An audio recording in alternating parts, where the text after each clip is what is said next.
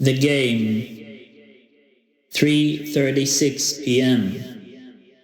For an atheist to say that Islam is a nasty religion, if he is against everything that has to do with religion, how did he even dare write a book about God?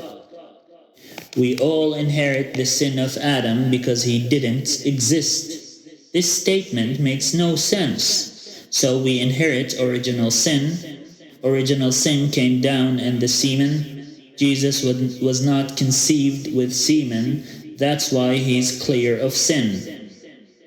Both Islam and Christianity agree to this theory, that Jesus was clear of sin, that his mother had to be dedicated to God, vowed to serve God for life. You call all of this obvious nonsense, although it is a religiously proven fact? Humanity is not born in sin, and we do not carry the original sin from Adam. Adam did not sin. That sin was temporal. It was a sin that he had to repent from. Like eating from your neighbor's garden, if you may, he had to apologize for committing it, but his lineage do not have to suffer through and through because of his sin. This is a misconception, that people have to pay for the sins of their fathers. It was in fact only introduced as a sin due to the Tanakh being written. It was a concept that was introduced by rabbis rather than prophets. Therefore, it is not binding on God for lack of better terms. In other words, God might not satisfy this claim that every human carries the original sin with them. It does not go through the generations by semen, because that's such a disgusting thing to theorize, and God is higher than to make people sinners just because they came from the semen of their fathers. Adam was not an idolater, and therefore his sin does not go down through the generations. Whereas when God was speaking to the Israelite idolaters, he promised that their sin would affect their children to the 4th generation. Semen has nothing to do with it.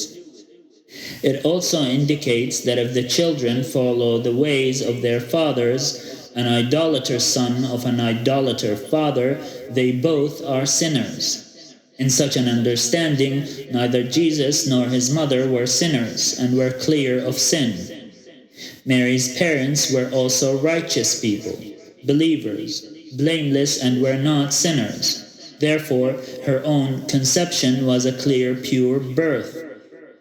It was mirrored in her immaculate pregnancy and virgin birth to remove this misconception that lineage brings about sin, although the children are not sinners. Babies at the time of Pharaoh and Moses were not sinners, yet they were killed on a bi-yearly basis. By calling Islam a nasty religion, you have failed your argument from the start. You don't even believe Adam exists, or that humans were created, but rather developed due to Darwin's evolution theory. Humans became apes and pigs for breaking the Sabbath, not the inverse. People should not worship science instead of God. Faith offers you something, that's very clear, but it doesn't make it true. Islamism and radical Islam. You condemn the notions of wokeism and radical Islam. People who use complicated words think they know too much. Those who use deranged words are disrespectful. Totalitarianism. If they prevail, this is what they're going to do, in reference to murder and killing, corruption rather than rehabilitation. There's a problem with knowing that people have two different final destinations, either heaven or hell. It means that people would continuously consider whether their actions lead them to heaven or to hell, as though we can decide our fate. No one can enter heaven except by the mercy of Allah, and if someone enters hell, they cannot get out of it except through the mercy of Allah. Some people are destined to either one or the other. Knowing that we will have a place in both is terrifying. But then we start measuring our actions and deeds in accordance of whether it will lead to heaven or to hell. Sometimes this type of analysis would result in our allegation that we will enter heaven. You just don't like to edit. Why is it not good to compare when hearing stories about other people? If I hear that someone has had a hard life, I always say there is worse. What do people want? If they want to meet with God, they can pray.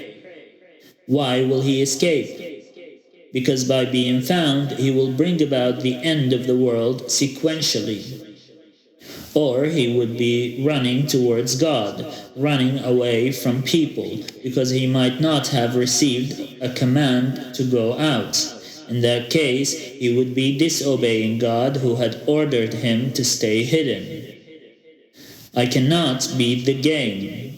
If it is a game, it is not.